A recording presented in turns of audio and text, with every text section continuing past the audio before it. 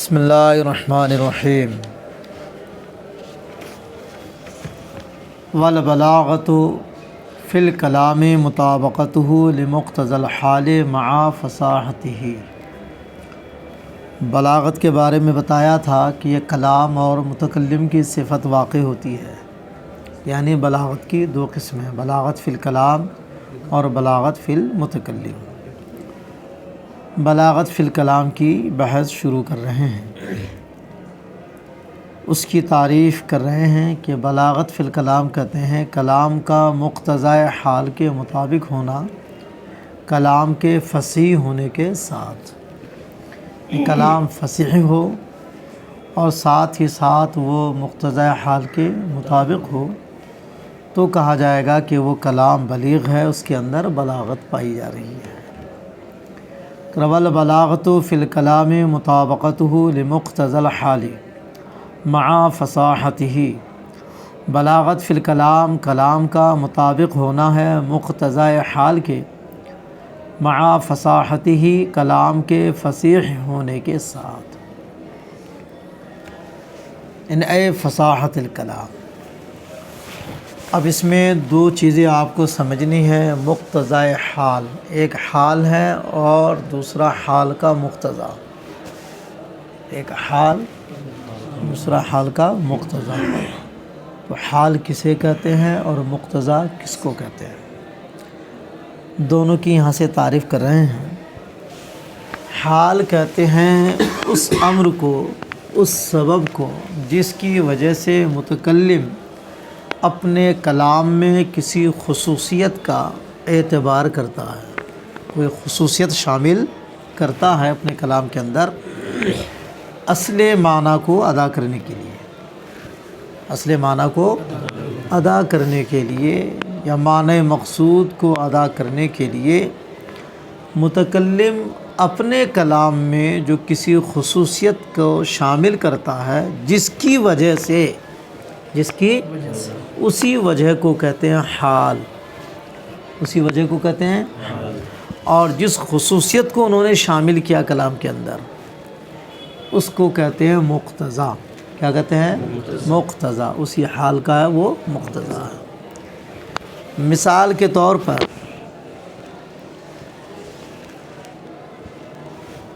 جب آپ کلام کسی کے سامنے پیش کریں گے تو آپ کو اپنے مخاطب کے حساب سے گفتگو کو پیش کرنا ہوگا۔ سمجھ میں آ رہی ہے؟ اگر آپ کا مخاطب مثلا کو کوئی خبر دینا چاہتے ہیں، آپ کا مخاطب اگر ایسا ہے کہ آپ کی بات فوراً وہ مان لیتے ہیں، کچھ بھی کہیں گے تو وہ مان لے گا، آپ کو وہ جھٹلاتا نہیں ہے، تو وہاں کلام ایسے ہی سیدھا سادہ آپ پیش کر دیں گے، اس میں کوئی تاکید وکید یہ سب لانے کی ضرورت نہیں پڑے گی۔ اور اگر آپ کا مخاطب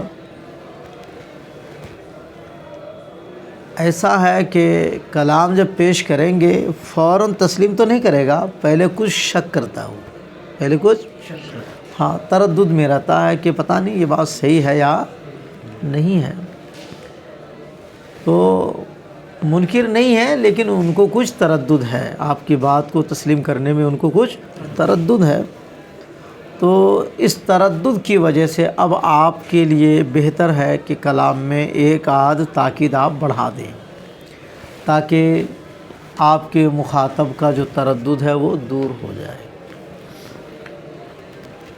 اور اگر تردد نہیں، وہ آپ کا مخاطب منکر ہے، کیا ہے کہ آپ جیسی ہی یہ جملہ خبریہ پیش کریں گے تو مانے گا نہیں، وہ جلدی آپ کی بات مانے گا ہی نہیں، انکار ہی کرے گا، وہ نہیں یہ سب جھوٹ بول رہا ہے۔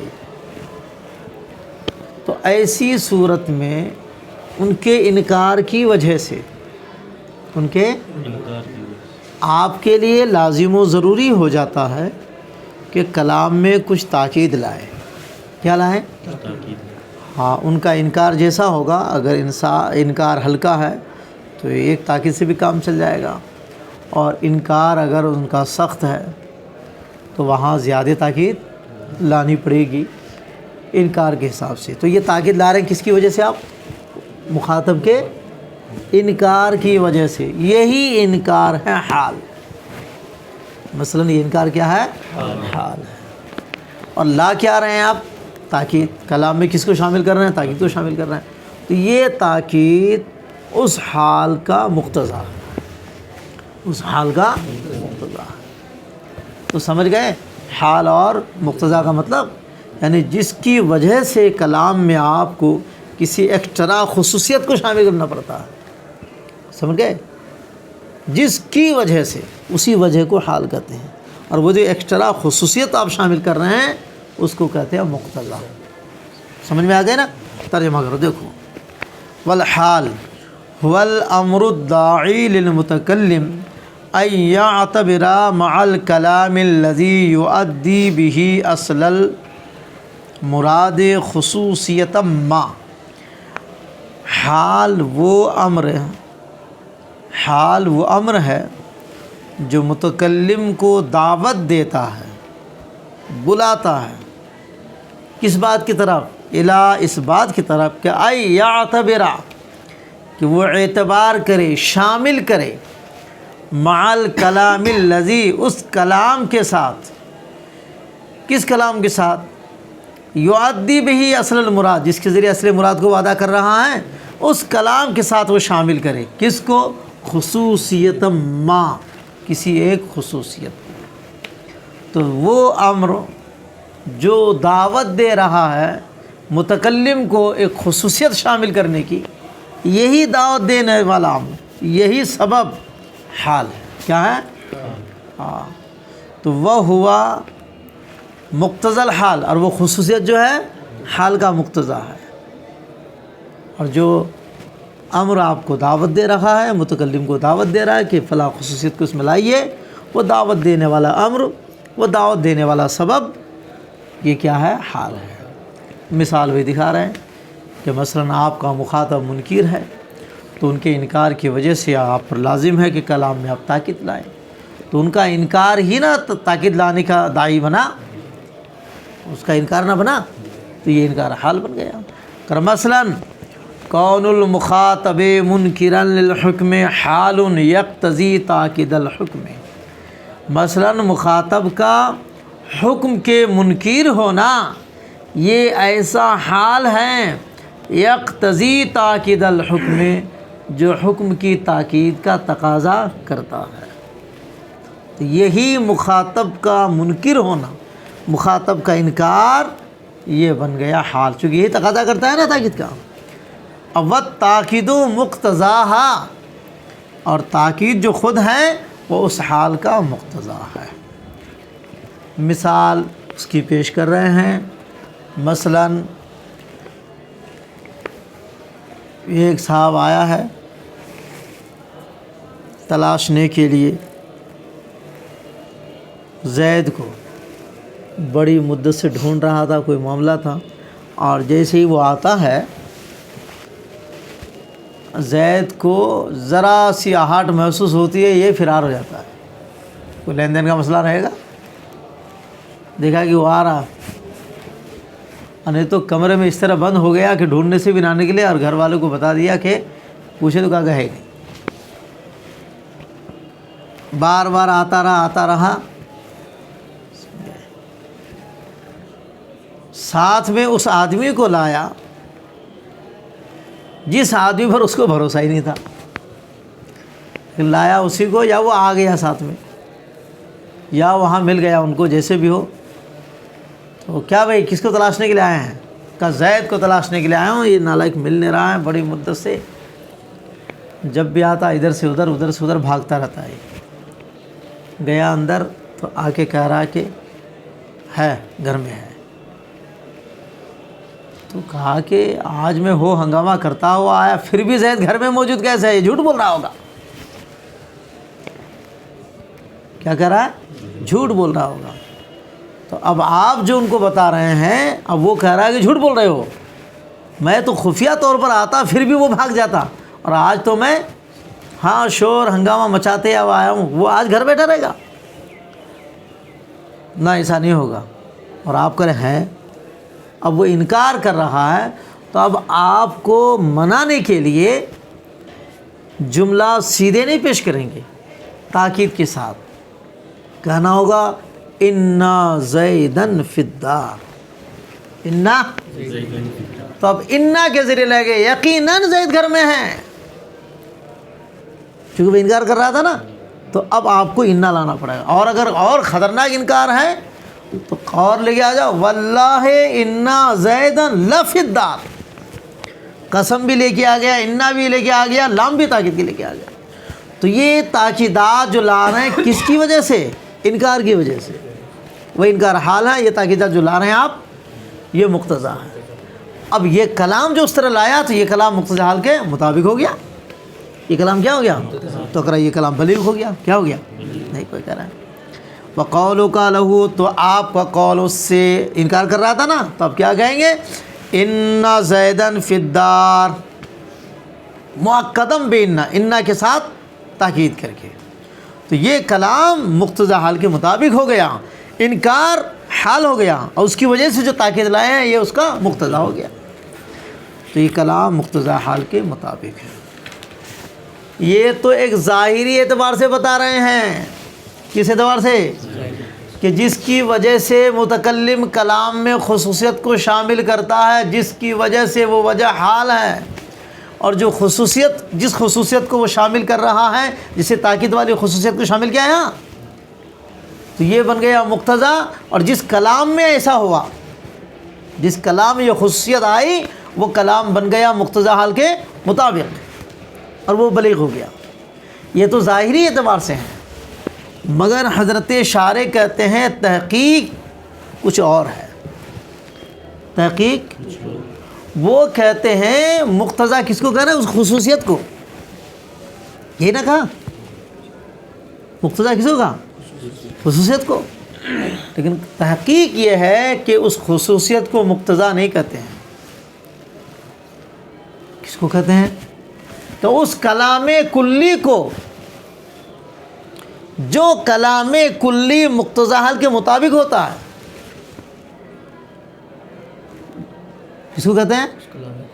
اس کلام کلی کو، جس کلام کلی کا حال تقاضا کرتا ہے، یعنی حال جس طرح کلام کو چاہتا ہے، حال جس طرح کلام کو چاہتا ہے، وہ جو کلام ہے وہ کلی ہوگا، وہ ہے مقتضا۔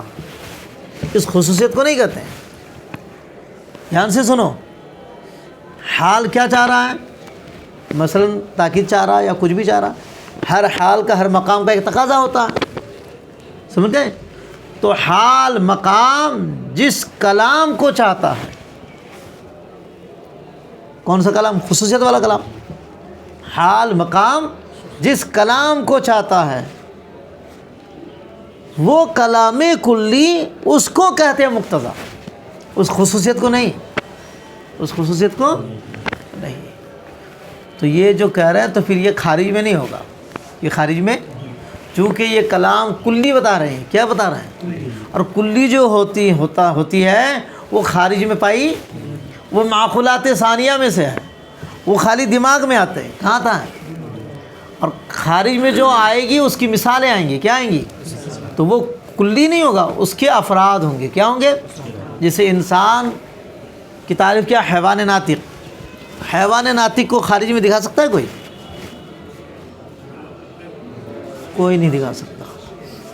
کہ زید یہ تو حیوان ناطق ہے، حیوان ناطق نہیں، وہ حیوان ناطق کا ایک فرد ہے۔ کیا ہے وہ؟ اگر وہی حیوان ناطق بھی نہیں ہے تو پھر عارف کو کیا بنائیں گے آپ؟ حیوان غیر ناطق۔ تو حیوان ناطق کے مفہوم کلی ہے، وہ خالی دماغ میں ہے، خارج میں یہ سب زید، بکر، خالد، عمر جو ہیں یہ ان کے افراد ہیں، وہ جزیات ہیں، ان کی مثالیں ہیں، سمجھ گئے؟